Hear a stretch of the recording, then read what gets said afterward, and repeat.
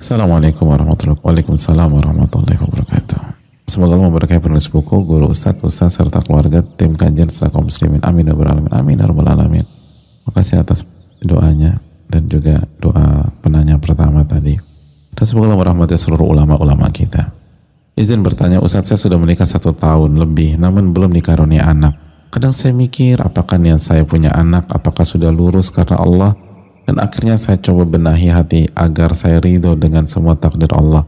Dan ingat nasihat Ustadz bahwa anak itu ujian dan bukan kunci kebahagiaan. Dan berhusnudzon, mungkin saya belum mampu diberikan ujian itu, maka belum Allah karunia anak. Namun kadang kenapa hati mudah berbolak-balik? Bisa sedih jika keluarga dekat tanya walaupun tidak selalu sedih, karena kadang bisa jawab orang sekitar dengan senyum ridho, seperti ya sudahlah, ini memang belum waktunya. Mensyukuri yang Allah takdirkan.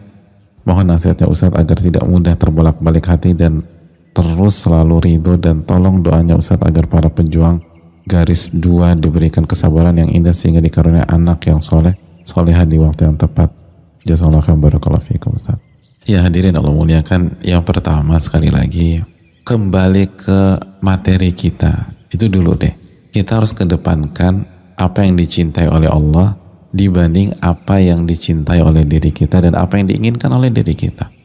Ketika seseorang sudah berusaha, sudah menikah dengan laki-laki yang terbaik secara agama yang bisa dia dapatkan, lalu dia berusaha dan seterusnya, tapi belum dikaruniai. Coba lihat dari keinginan dia.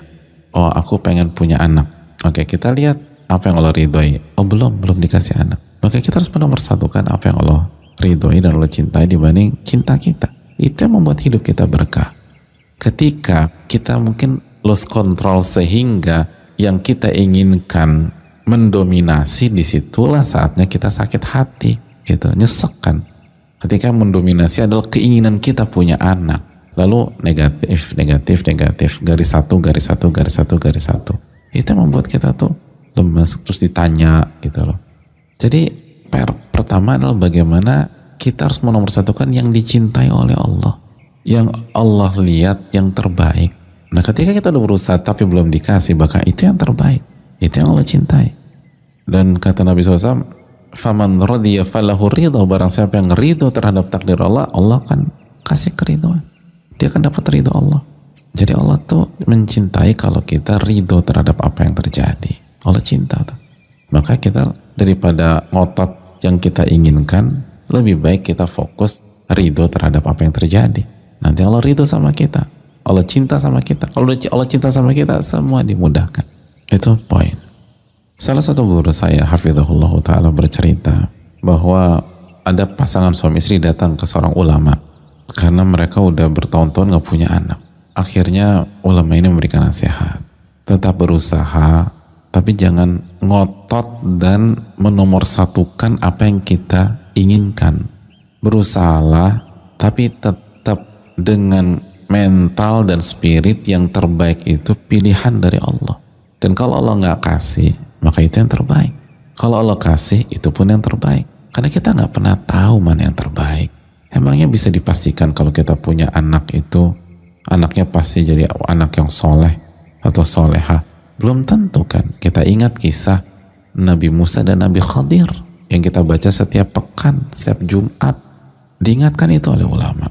Silakan berusaha, tapi yakinlah yang Allah pilih itu yang terbaik. Dan anak tuh ujian, kata beliau. Belum tentu kita bisa ngadepinnya. Allah yang maha tahu. Selesai itu. Tapi pasangan suami istri ini tetap ngotot, jemaah. Ngotot berikhtiar dan ngotot mengedepankan keinginan mereka dibanding mengedepankan iman kepada takdir Allah yang paling tahu yang terbaik buat saya, lalu ridho dengan apapun yang Allah pilih. Enggak, ini bukan ridho, ini ngotot harus punya anak. Hadirin yang Allah muliakan, qadar Allah kasih anak, hadirin, dikasih anak, oh senang banget, dan merasa pola mereka ini udah benar karena dapat kan. Manusia kan suka gitu kan, parameternya keberhasilan duniawi gitu, dapat anak, dapat benar kan. Emang kita harus pantang mundur dan ngotot mengedepankan yang diinginkan, bukan cari ridho Allah. Jadi pure keinginan manusia punya keturunan, itu aja, nggak ada kaitannya dengan ridho Allah, dan mereka dapat itu. Lalu setelah dapat, mereka berusaha buktikan, mereka berusaha didik anak mereka dengan benar, dididik anaknya, bukan dicuekin, dididik, pendidikan terbaik dikasih, termasuk pendidikan agama, didik agama.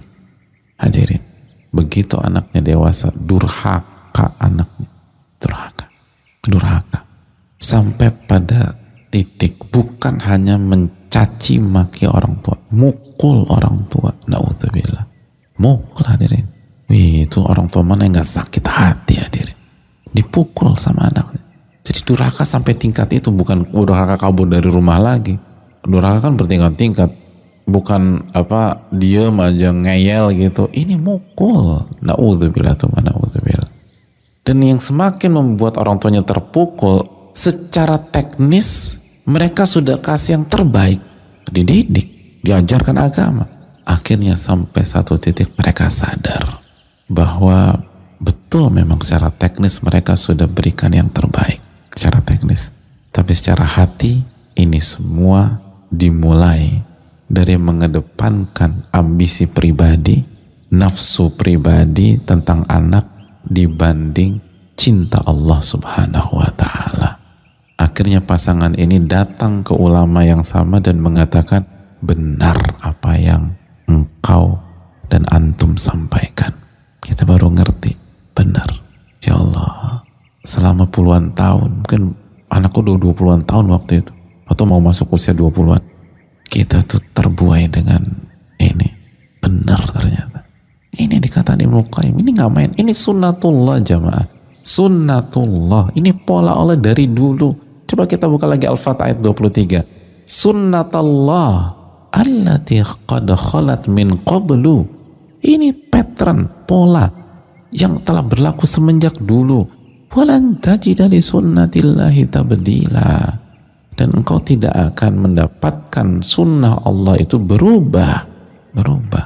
Orang yang tidak menomorsatukan cinta kepada Allah dan apa yang Allah cintai, berantakan jamaah.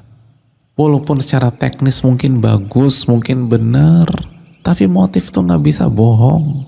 Dan Allah Maha mengetahui, ya'lamu kha'inatal a'yun wa ma tukhfis sudur. Ayat yang sering kali kita sampaikan, hadirin yang Allah muliakan. Allah itu tahu pengkhianatan yang dibuat oleh mata dan apa yang disembunyikan di dalam hati. Surat Ghafir, surat ke-40 ayat 19. Sering kita ulang-ulang ayat ini, hadirin. Surat Ghafir, surat ke-40 ayat ke-19. Ya'lamu kha'inatal a'yun wa ma tukhfis sudur. Allah itu tahu pengkhianatan yang dilakukan oleh mata dan apa yang disembunyikan di dalam hati.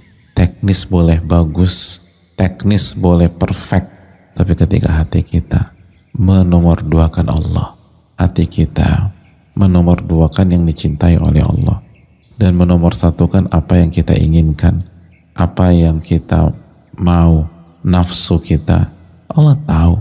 Dan hasilnya Allah buat sulit, ribet, jelimet, dan gagal.